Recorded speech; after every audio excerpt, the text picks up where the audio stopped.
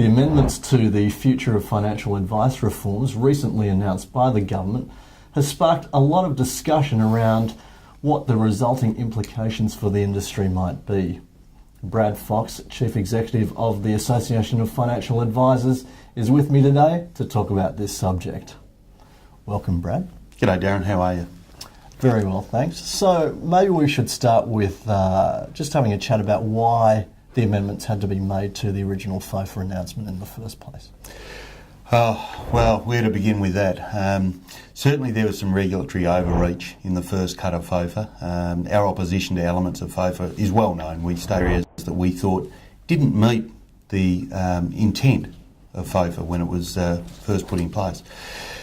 But there were some rough corners that did need to be knocked off, and what we're getting towards, I guess, is an outcome now that we can see can work in practice to make access and affordability of advice improved. Because at the end of the day, we need to get great advice in the hands of more Australians. So how do you feel that these amendments have potentially been misinterpreted? Certainly I think there's been some agendas being run in how the changes to FOFA have been reported. A lot of scare tactics about how, this is stripping away all the consumer protections and the whole thing's a waste of time. That's rubbish. It's just not the case. There will be a good best interest duty in there. Clients' best interests are protected. There are other advancements as well that will help protect and inform consumers. That's excellent. We've never been opposed to doing that. In fact, we're outright supporters of doing that. But it's when it goes too far that the costs that are added to the advice provision outweigh the net benefit being achieved by clients, then it's not a good outcome.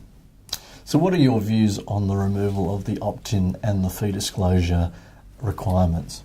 Well, of course, fee disclosure statements will stay there for new clients, and we think that's okay, that's appropriate. At least with that, you're building systems in today's technology and today's products that can feed the information efficiently. The problem with the retrospective fee disclosure statements they were snuck in at the last minute anyway. They weren't even in the debate. Suddenly they appeared. And the cost of trying to build the systems to take old products, legacy products, and bring them into the FDS disclosure regime was horrendous. And a lot of that money's been spent, but at least not all of it has been.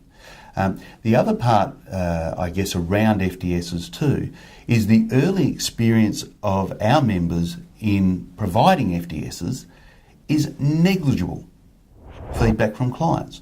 One particular advisor I caught up with last week has done nearly 1,300 FDSs in July. 7 responses, of which 2 of those clients required additional advice, 3 of those clients then had no change, and 2 clients opted to leave, worth about $50 a year in revenue. A good outcome for all. But it does make you question what is the value of FDSs in that retrospective nature, the cost of providing versus the benefit to the client. It just hasn't stacked up. Yeah. And the opt-in? Opt-in? Well, I guess the thing with opt-in is we have always seen it as overkill. Clients have the ability, and will continue to have the ability, to say, Mr. Advisor or Miss Advisor, you're not servicing me, I'm walking. Clients can still do that. But this opt-in was providing another level of reporting on things that is already disclosed and adding the risk that a non-attention from a client, whether that be deliberate non-attention or the fact that they're away on extended travel or whatever else it might be that prevents them responding in time, meant they are in jeopardy of losing their advice relationship and of losing the protection of that advice relationship. Opt-in was overkill. It was going too far to achieve the outcome of engaging clients. So from a broader perspective, how would you sum up the amendments? Now we're on the right track. We're on the right track. We've certainly improved consumer protections around the best interest duty in particular, and that'll now be a workable best interest duty with the confusion, the grey areas of that being removed. It will be, FOFA in its entirety will be a good step forward in helping consumers have more trust than ever before in financial advice in Australia. And financial advice in Australia has never been broken. There's been some poor examples, but we have one of the highest standards, in fact, the most regulated financial advice market in the world, in my view. Okay, so from an AFA perspective now, we're about to start 2014. What can we look forward to as far as the association goes? Yeah, terrific year coming up for the AFA. In December of 2013, our board has signed off a new strategic plan for the next 3 years, and of course very advisor focused in our messaging, but in brought into that strategic plan now is also how we reach the consumer space and make sure we are doing something active about conveying the value of financial advice, because collectively we still haven't been good at that. Anybody in the industry hasn't been good at that. We haven't had the penetration of the message. So Your Best Interests is part of that campaign. This is reaching out to consumers, sharing with them the value of advice through clients, sharing their stories around the value of advice in a different way to what's been done before of case studies. That's not so much it. It's about the engagement and entertainment that goes with Your Best Interests. Certainly our role in professional leadership and professional development pathways continues to our advisor market. You know, we have our core parts of the calendar, the GenX Roadshow in February, the July Roadshow, and our conference in October. Those, I guess, are the... Can you have 3 bookends? Well, they're our 3 bookends, if you like, to our program of engagement. But around that is a webinar series, our interest groups of GenX, Inspire, Leaders Forum for practice-owning advisors. All of those have significant programs for this year, as well as our support staff initiative. So it's a busy year ahead. A very clear focus, though, Darren, around how we help advisors interpret where the market is and where they can go within it, where the growth opportunities are, which is ties to our theme for the year. Now, in that whole broad spectrum of events, you did mention the Gen Next Roadshow, which is happening in February. What are some of the themes and topics that will be covered there? Well, the Gen X Roadshow started in 2008 and had about 700 attendees that year. Last year, about 1,400. So it's grown. It's a momentous program. It's probably the best going around for the developing advisor that's looking to accelerate their career. Focuses this year, a FOFA update with the change in government, where the coalition's at, so Phil Anderson will be delivering that. There's then an insurance claim story, a very deep, moving story, to just help us all remember what the promise is in insurance and why it's so important we fulfil that role in advice. There's also a workshop in there around emotional intelligence. So this is the EQ, and our research from our white papers over recent years have proved how strong that is as a factor in driving the value of your client relationships. There hasn't been any workshops offered in EQ across the profession, so this is a great first for us to have on the Gen X Roadshow.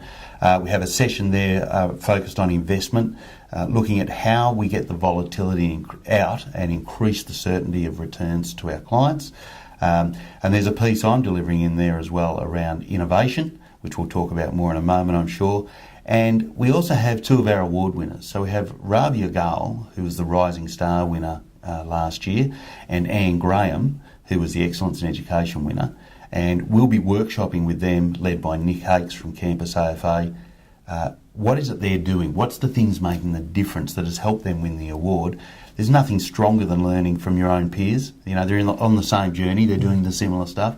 So 2 advisor winners up there presenting their key learnings.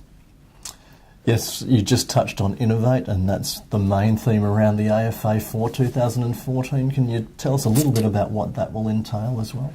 Yeah, so our overarching message in 2013 was New Frontiers, the Age of Consumer. So it's very much getting this focus back on the client as being the centrepiece of the relationship rather than that product or anything else driving. It's about the client. Innovate, Think, Create, Act is 2014's theme from the AFA.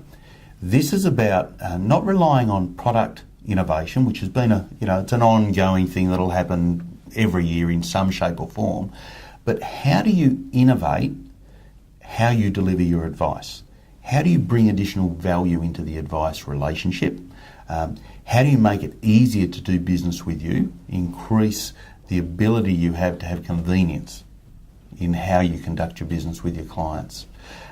It's about looking at all those aspects, the other things that form the blueprint of being a leading advisor, and saying, what can I do to raise my standards, to innovate how I bring service? You know, innovation at the core is about recognising the factors or the influences that work around you and taking control of those and planning an outcome, as opposed to just letting change happen to you, because change is inevitable. Innovation is taking the front foot approach, and we're ready for that. We've been knocked around by the GFC, and we've had delays around FOFA and a lot of distractions, a lot of noise, a lot of static. Time to get past all that.